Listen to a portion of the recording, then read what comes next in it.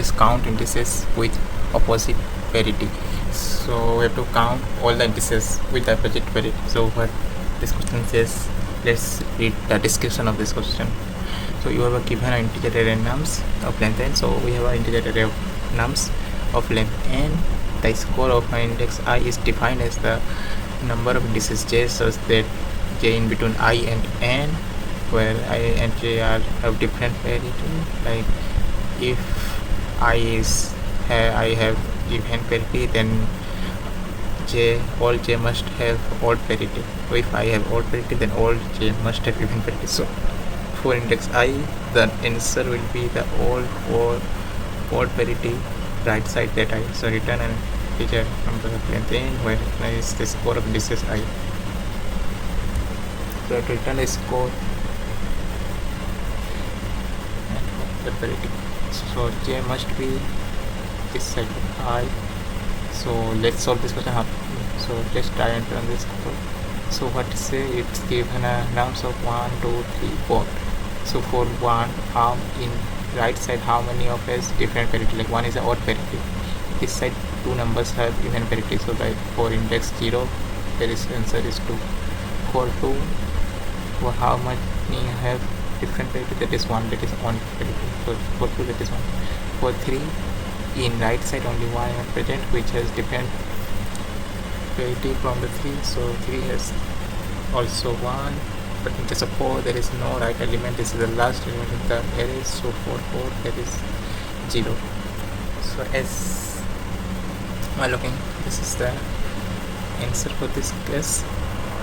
So we observe one thing. I have to find the parity from the right side. For index 0, I have to find from index 1 to n. So for index 2, I have to find from index 3 to the n. Always we find from the right side. So what we're gonna do here, we're gonna make calculation our answer from right side as opposed to left side. As we are finding from right side, and we know all the odd or even parity, number of odd or even parity from right side. So let's start and let's write our optimized code, which is starting from right side and move on to the left side one by one, and calculate the whole answer for all the indices. So 0 equal 1, this is like the same answer. So index 0 and 2, this is simple example. For 1, like there is no right element.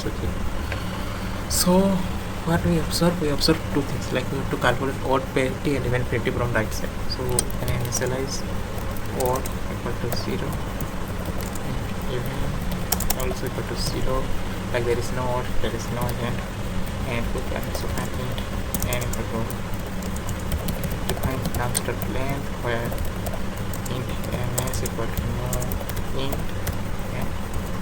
That's it. Now starting I from the last index,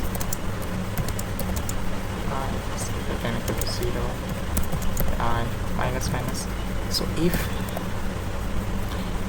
answer of I,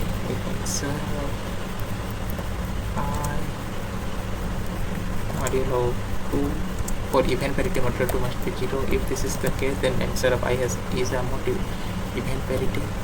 So in answer, what we want to take for I, total number of odd parities, and if this is even parity plus plus, else if this is not equal to 0, that means this is the odd parity. Answer is odd parity. So answer of I equal to even. We have to include these are not the answer, and what we can implement odd, that is the answer of I is odd parity. So in case odd parity plus 1, like answer of I is even parity plus 1 plus, and this is 4, this is equal to 4. Now return answer. So store all the possible outcomes which are coming from this case. Like store all things in area. Now increase one by one. Like what is this? Times it's 0. Let's see. Sorry, not answer of 0. It's nums of, my mistake. Nums of I is 1 to 2 is 0. Then answer is by 1.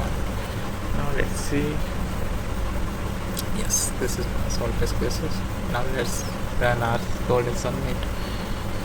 So as you see, it is 100% faster solution. So what we observe, if the condition is we have to calculate from right side again and again. What we have to do is starting our loop from right side, and we can initialize two variables out and event, and if event varieties come, then event plus varieties come out.